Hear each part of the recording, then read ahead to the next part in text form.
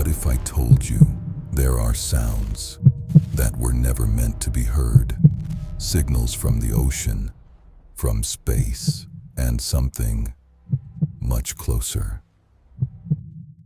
In 1997, a network of underwater microphones known as hydrophones, operated by the U.S. National Oceanic and Atmospheric Administration, detected one of the most powerful and unusual sounds ever recorded in the ocean. These hydrophones were originally deployed to monitor underwater volcanic activity and potential nuclear tests, but what they captured instead was something entirely unexpected. The sound was later named the bloop. It was an ultra-low frequency signal, meaning it fell below the range of human hearing. However, when scientists converted it into an audible format, what they heard was deeply unsettling. The signal had a rapid rise in frequency, a pattern very similar to biological sounds produced by marine animals. But here's where the mystery begins. The amplitude of the signal,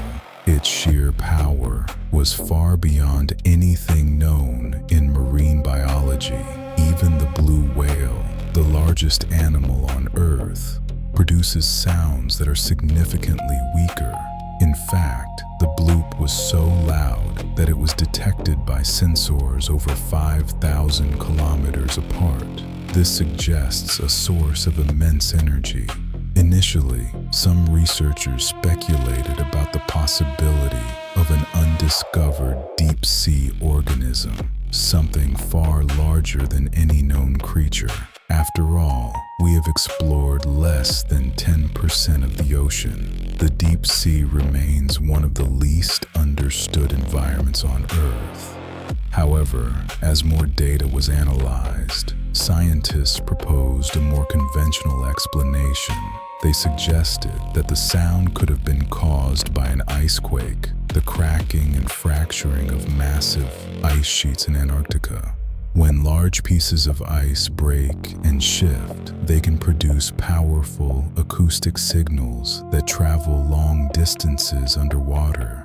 Yet, even this explanation is not perfect, because the frequency profile of the bloop does not fully match known icequake signatures, and no identical signal has been recorded since. So we are left with a lingering question. Was the bloop simply a natural phenomenon, or a glimpse into something still hidden in the darkest depths of our planet?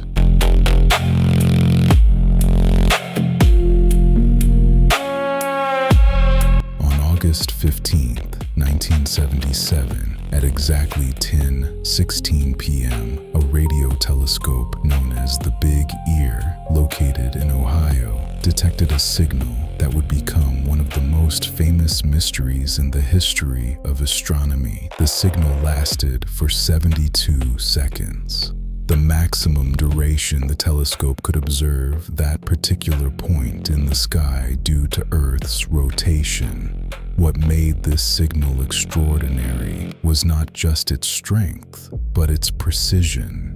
It was a narrowband signal, meaning it was concentrated at a very specific frequency, rather than spread across a wide range like natural cosmic noise. This is important because most natural sources, such as stars or galaxies, produce broadband emissions.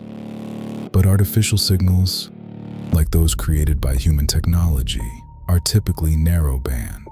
The frequency of the WOW signal was approximately 1,420 megahertz. This frequency corresponds to the hydrogen line, a natural emission of neutral hydrogen atoms. Since hydrogen is the most abundant element in the universe, scientists have long theorized that any intelligent civilization might use this frequency as a universal channel for communication. Astronomer Jerry Amen was reviewing the data printout days later when he noticed the unusual spike. He circled it and wrote one word next to it: "Wow." Despite decades of searching, the signal has never been detected again. No repetition, no confirmation, no clear source. Some hypotheses suggest that a passing comet may have emitted the signal. However, this explanation remains controversial,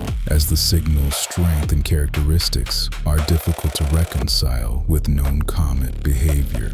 To this day, the WOW signal remains one of the most compelling candidates for a potential extraterrestrial transmission, a single brief message from the stars that we may never hear again.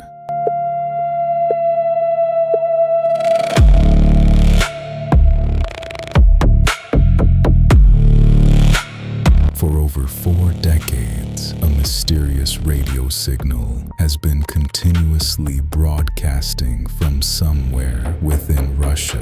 It is known by the designation UVB-76, though it is more commonly referred to as the buzzer. The signal consists of a monotonous buzzing tone, repeating approximately 25 times per minute. It broadcasts on a shortwave frequency that can be received across large parts of the world. What makes UVB-76 particularly strange is its consistency. It operates 24 hours a day, 7 days a week, with almost no interruptions. However, at irregular intervals, something unusual happens. The buzzing suddenly stops, and in its place, a human voice transmits a message, typically in Russian, consisting of seemingly random words, names, and numbers. These messages are brief, often lasting only a few seconds before the buzzing resumes. No official explanation has ever been provided by the Russian government. Many experts believe that UVB-76 is part of a military communication system. One widely discussed theory suggests that it functions as a dead man's switch. In this scenario, the continuous buzzing acts as a signal indicating that the system is active. If the signal were to stop unexpectedly, it could trigger a predefined response, potentially related to nuclear command and control systems. Another theory is that it is used to transmit coded instructions to intelligence agents. However, the lack of clear encryption patterns and the randomness of the messages challenge this explanation. What makes the situation even more intriguing is that the station has occasionally changed locations and transmission characteristics, suggesting active maintenance and monitoring, and yet its true purpose remains unknown. Even now, as you are listening to this, the buzzer continues to broadcast.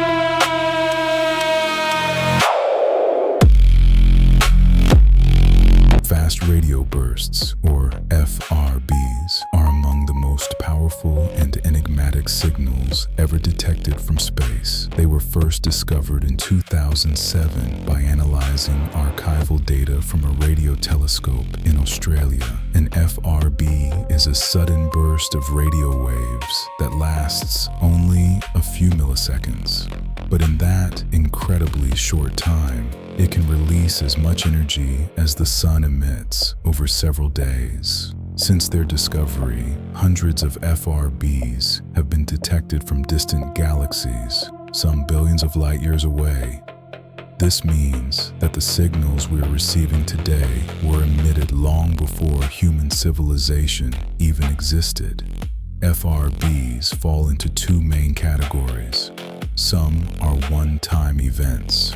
They appear once and never repeat. Others, however, are repeating signals. These repeating FRBs are particularly fascinating because they allow scientists to study their source in more detail.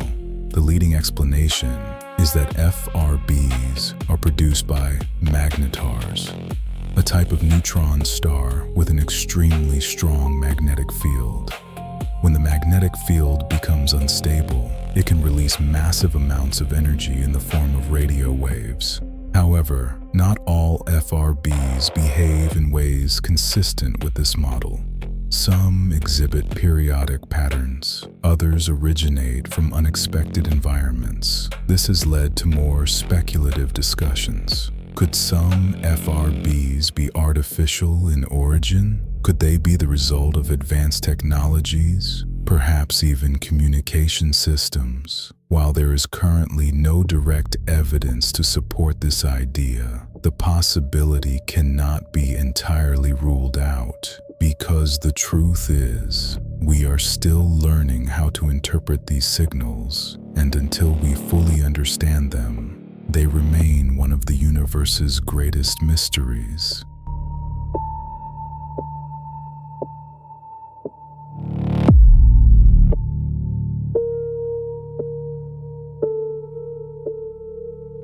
In the small town of Taos, New Mexico, a persistent and unexplained sound has puzzled residents and researchers for decades. This phenomenon is known as the Taos hum. It is described as a low-frequency, continuous humming noise, similar to the sound of a distant engine or electrical transformer. But what makes the Taos hum unusual is that it is not heard by everyone. Only a small percentage of the population, typically around 2 to 10%, report being able to hear it. For those who do, the experience can be deeply distressing.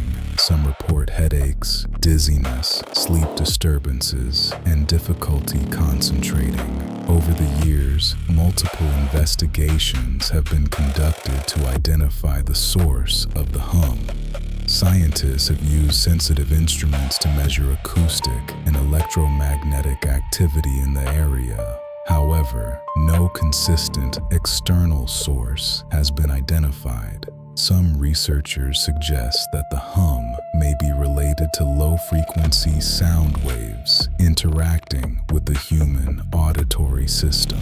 Others propose that it could be a form of tinnitus, a condition in which individuals perceive sound without an external source. But neither explanation fully accounts for the shared experience reported by multiple individuals in the same geographic area. In some cases, people who have never met describe the exact same sound. This raises an important question. If the source cannot be detected, and not everyone can hear it, is the Taos hum an external phenomenon or something happening within the human mind itself? And if it is external, why can only some people hear it?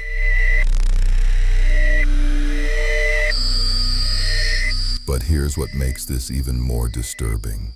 Some of these signals are not random. They repeat, they respond, and in some cases, they follow patterns that look intentional, not natural, not accidental, which raises a terrifying possibility. What if we are not just listening, but something is sending them?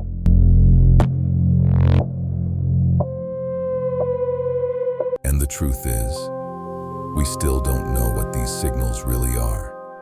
Maybe they're natural, maybe they're human-made, or maybe they are something we are not ready to understand. If you want to explore more mysteries like this, don't forget to subscribe, because some secrets are still waiting to be discovered.